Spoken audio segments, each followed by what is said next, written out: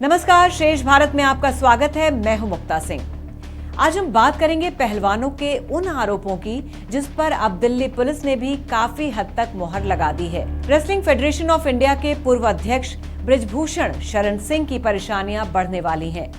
मामले की जांच कर रही दिल्ली पुलिस ने पीड़ित 6 पहलवानों की शिकायत और गवाहों के बयान के आधार पर सिंह पर लगे आरोपों को मुकदमा चलाने योग्य पाया है।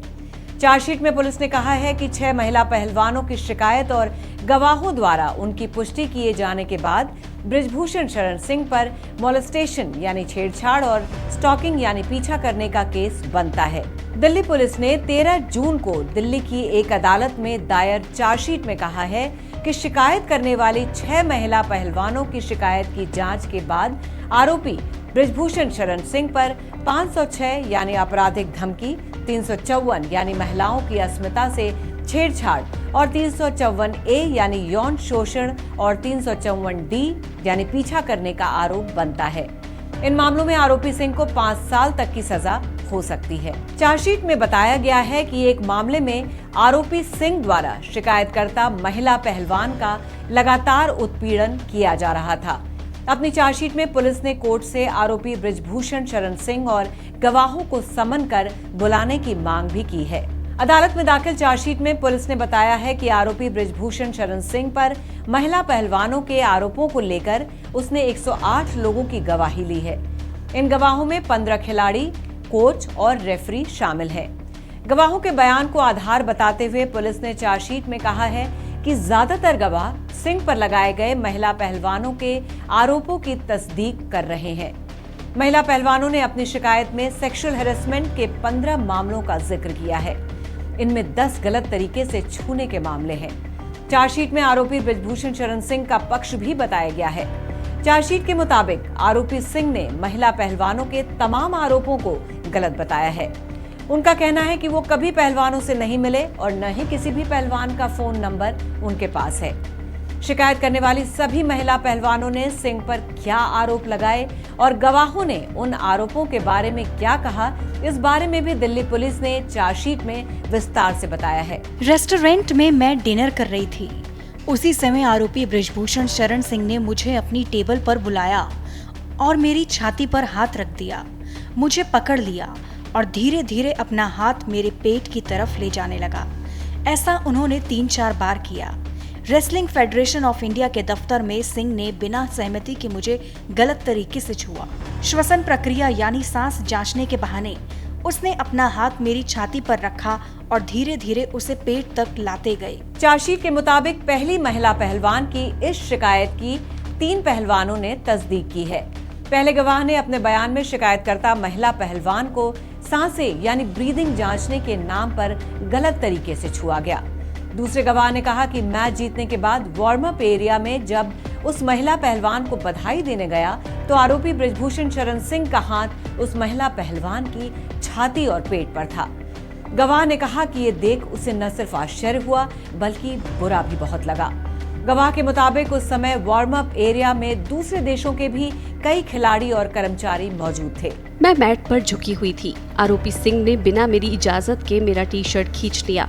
इसके बाद उसने सांसें जांचने के बहाने मेरी छाती पर हाथ रख दिया और धीरे धीरे पेट की ओर लाने लगा। फेडरेशन दफ्तर में सिंह ने मुझे बुलाया। इस दौरान मेरा भाई भी साथ था। उसे कमरे के बाहर ही रुकने को कहा गया। आरोपी ने कमरे का दरवाजा बंद कर लिया।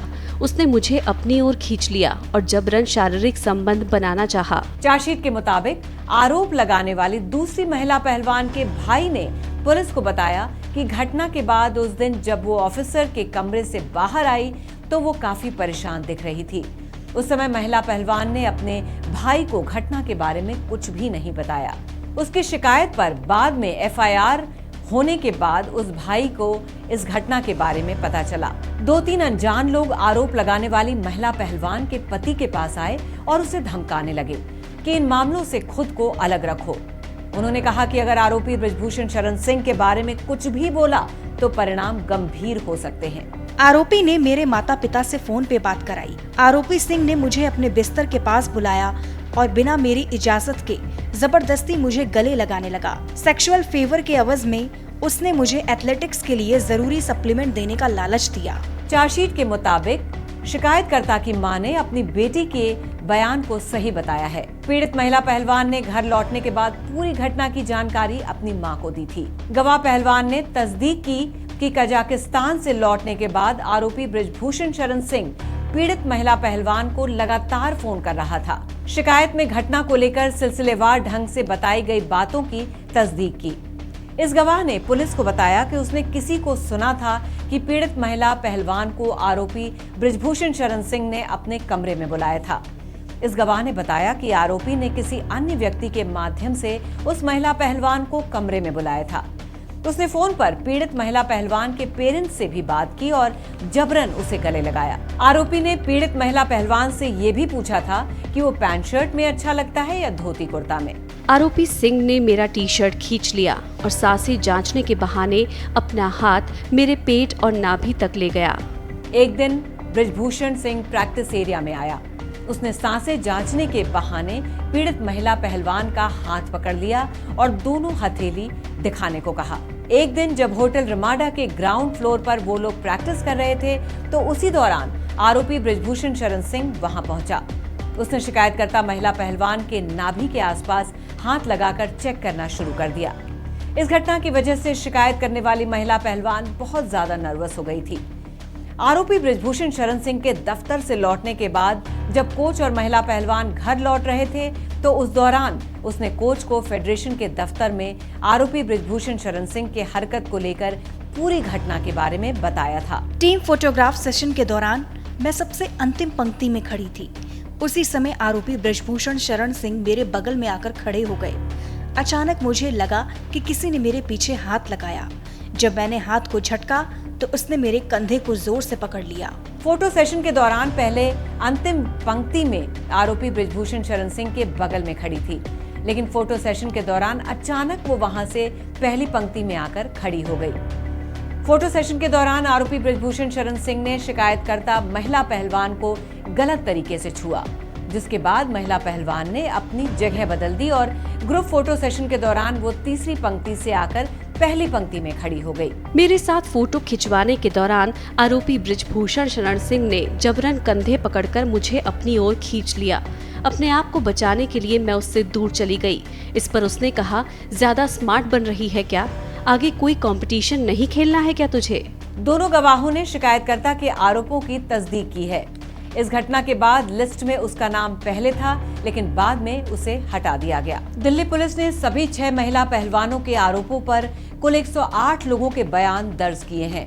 मामले की जांच के दौरान दिल्ली पुलिस की special investigating team Rohtak, Sonipat, Patiala, Kurukshetra, Hisar, Bhiwani, Chandigarh, Bareilly और कर्नाटक के साथ कई जगहों पर गई और वहां गहराई से जांच की।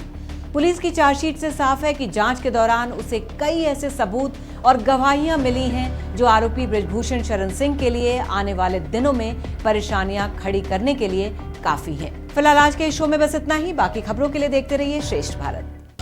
श्रेष्ठ भारत पर खबरों से जुड़े रहने के लिए चैनल को सब्सक्राइब करें, बेल आइकन दबाएं और देखते रहें श्रेष्ठ भारत।